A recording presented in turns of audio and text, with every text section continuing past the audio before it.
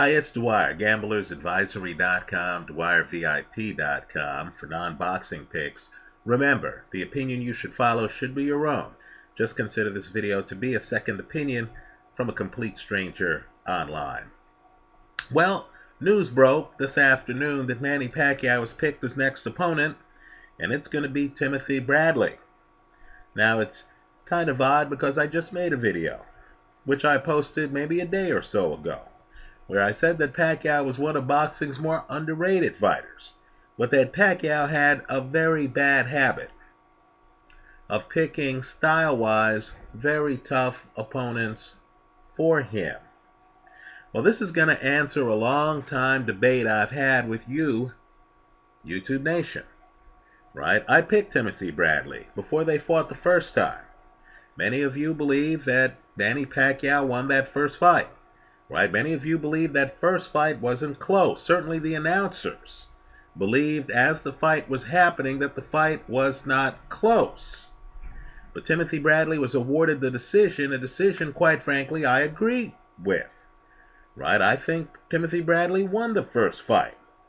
Then, of course, we have the second fight. By the way, the first fight, the logic on the first fight is that Timothy Bradley closes strong. I believe Bradley wins certainly the last 2 rounds. I believe he wins the last 3 rounds. I think Pacquiao runs out of gas that first fight. Well, then we have the second fight, and Timothy Bradley loses the second fight.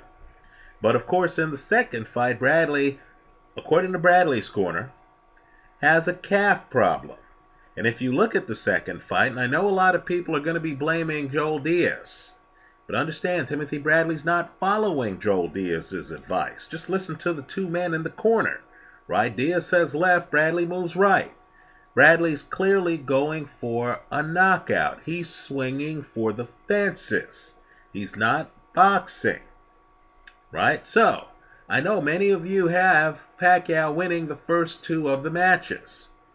I have it split 1-1. Now we get the deciding match, the third match. And just like I did the first 2, even though I view Manny Pacquiao as one of boxing's more underrated fighters, even though I would have taken Pacquiao over Adrian Broner, right? I would have taken Pacquiao over Terrence Crawford. In my opinion, Timothy Bradley, who just beat Brandon Rios, in my opinion, beats Manny Pacquiao. I like Timothy Bradley. We'll all find out what happens here. For those of you who believe Pacquiao has dominated Timothy Bradley, okay, fair enough. He'll have another opportunity to continue that. Just understand there's another crowd, and I know we're in the minority. I'm part of this crowd that looks at the first 2 fights and that, at a minimum, understands that Timothy Bradley went 24 rounds with Manny Pacquiao. Right? He doesn't look like Chris Algieri. He's not in there getting manhandled.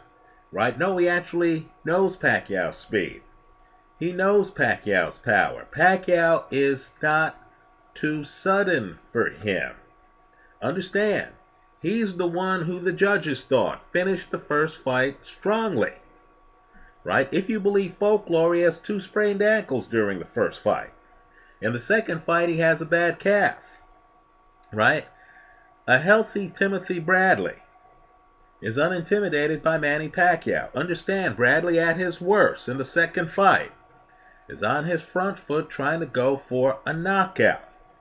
Right? Bradley's not running in either match, is he? Bradley's not that thrown by the power, is he?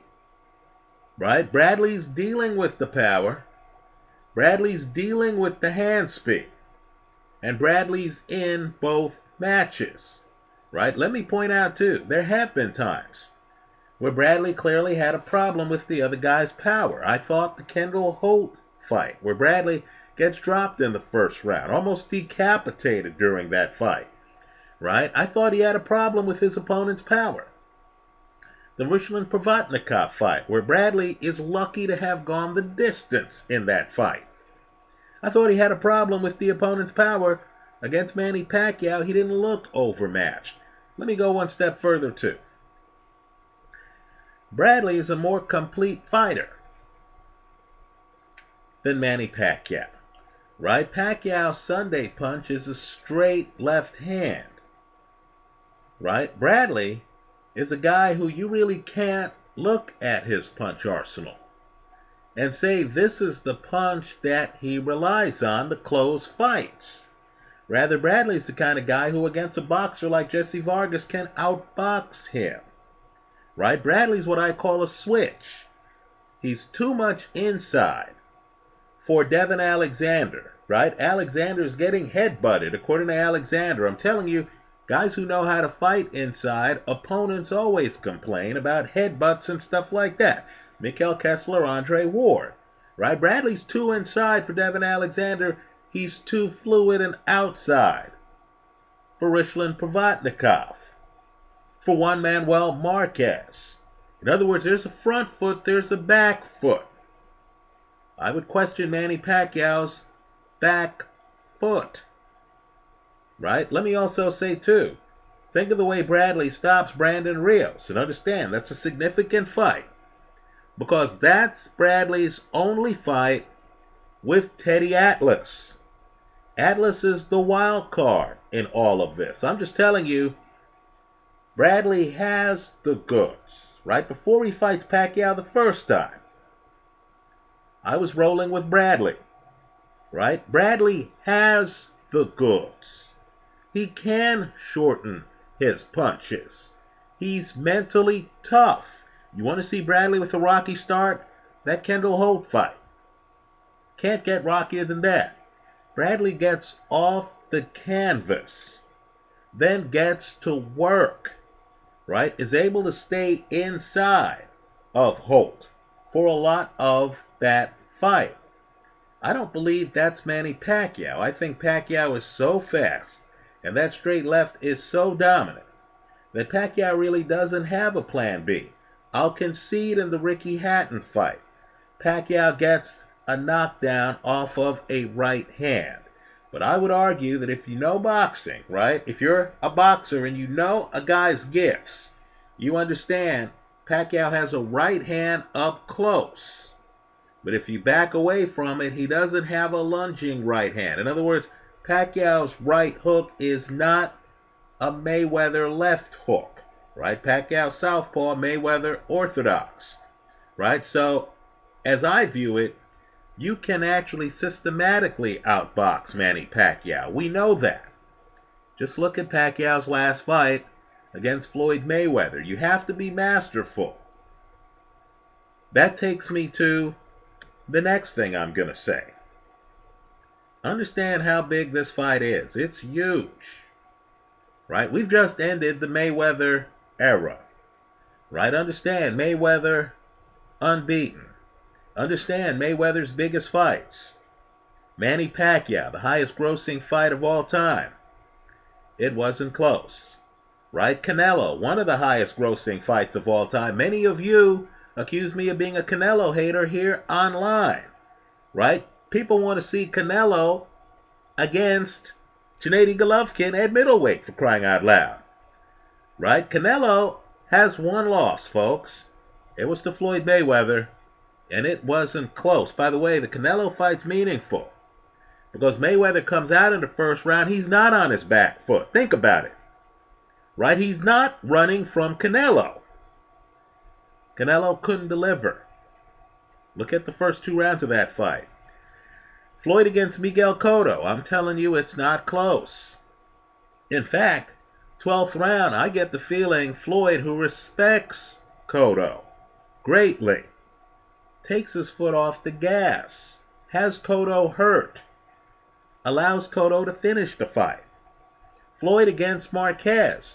This is not the Manny Pacquiao Marquez series. This is Floyd Marquez, where Floyd knocks down Marquez, where the fight is not close, where the fight is so convincing that ever since that fight, when asked who would win Floyd against Manny, Marquez always answered Floyd.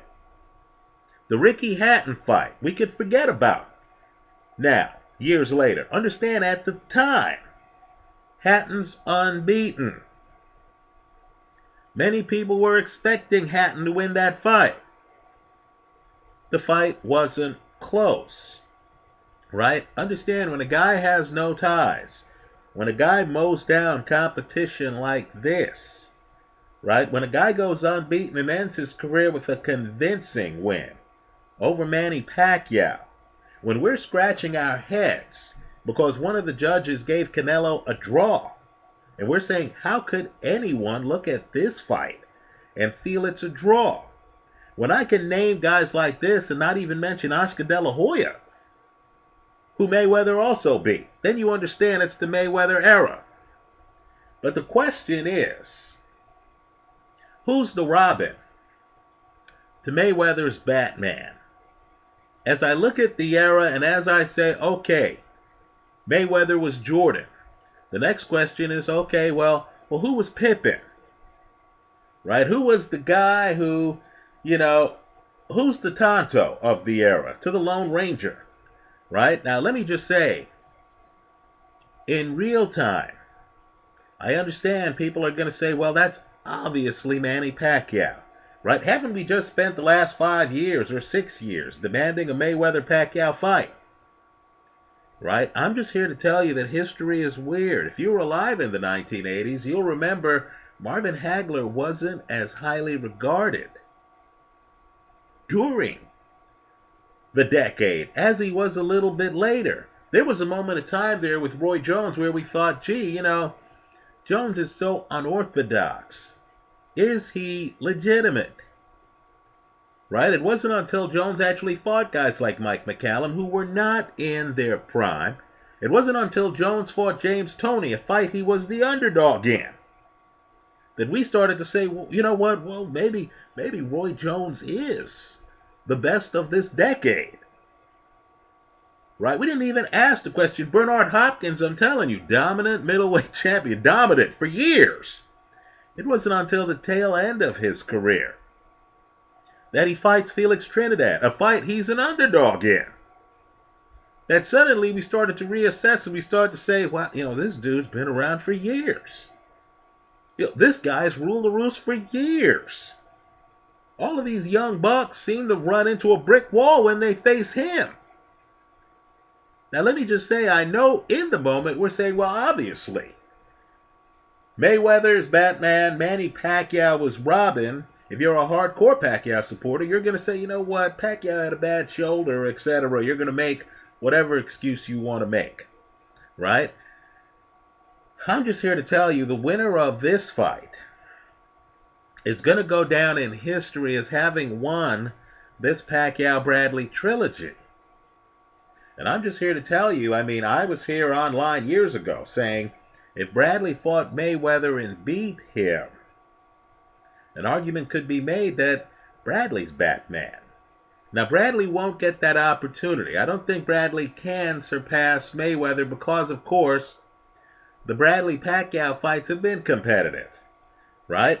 They've been spirited. I understand many of you believe Pacquiao's up 2-0 on those fights, right? And, of course, Bradley had moments in the ring that Mayweather hasn't had, right? Like the ending of the Richman Provodnikov fight, like the ending of the Jesse Vargas fight. Then, of course, there's that draw on Bradley's record. But just understand, Bradley beat Marquez. He beats Pacquiao officially the first time. He beats Alexander. He beats Holt. He beats Provodnikov. He beats Miguel Vasquez. Right? Based on Bradley's work. Understand that if he emerges from the Pacquiao trilogy as the winner of 2 of 3 fights, historically, years from now, there's going to be a group that's going to view this era as the Mayweather era, with Bradley being Robin, with Bradley being the second chair, right? With Bradley being another Hall of Famer from the era, right? It'll almost be like the 1980s where we say, okay, well, Ray, Marvin, Tommy, right? We literally view it in that order, don't we? Some boxing hardcore people are going to say not so fast. If you look at that Ray-Marvin fight, look at the body work. Marvin wins that fight. A lot of people view it as Marvin, Ray, Tommy. I'm just here to tell you that years from now, just like we look at the 80s, we're going to look back at this era. And people are going to say, Floyd, the order of the next two will be determined by this fight. Both of these men have beaten Juan Manuel Marquez. Right? I'm just telling you, these guys aren't even fighting for now. They're fighting for the end of an era, aren't they? Because now we're dealing with young guys, right? Younger guys. Kell Brook, right? Keith Thurman, Sean Porter, you know them, Canelo, right? We're dealing with a whole new crop of guys. But my point is the Mayweather era, right? You're going to say Floyd. Then you're going to say another name or two. I'm just telling you that the winner of this fight is going to be a prime candidate to be the second chair. Right? Just like the winner of Leonard Hagler is the second chair for an era. Right? In fact, that's really the first chair. My bad. Right? That's the first chair for that era. Right? Just like when you think of the 1980s, there are very few names. And you're naming the names and you know the fights. Hagler, Hearns. Right? Perhaps the best first round in boxing history. Right? You know, Leonard Hagler. Right? I'm just here to tell you, as you think back and you think of Mayweather Pacquiao, you're going to think of other big fights of that era. Right? I think Pacquiao-Bradley is going to bookmark that era. You need to look at this fight. And I'm just telling you, if Bradley comes in healthy, in other words, no sprained ankles during the early rounds, right? No, popped calf, right? And by the way, Bradley looks very sharp early in that rematch before something obviously goes wrong. Right? Bradley looks like he's hiding his body. Bradley, size-wise, doesn't have to worry about Pacquiao getting underneath him.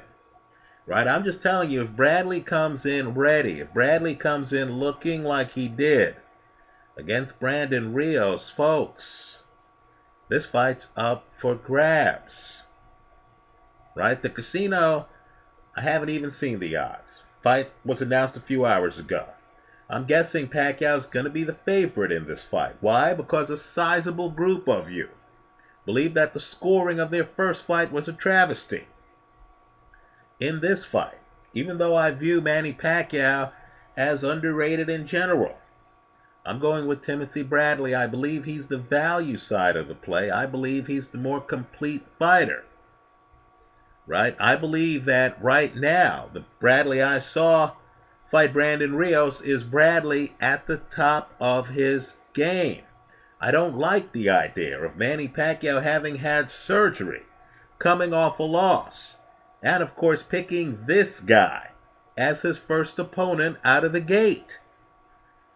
Right? A guy who's familiar with his speed, a guy who's not going to be a deer caught in headlights like Chris Algieri was early in this fight. So for the third time, right? As I did before the first fight. As I did before the second fight. You'd think I'd learned my lesson by now. But for the third time, I'm taking Timothy Bradley over Manny Pacquiao. I just think Bradley is too talented. I just think Bradley has the better inside game. Right? I think Bradley, quite frankly, when he commits himself, has the better body attack.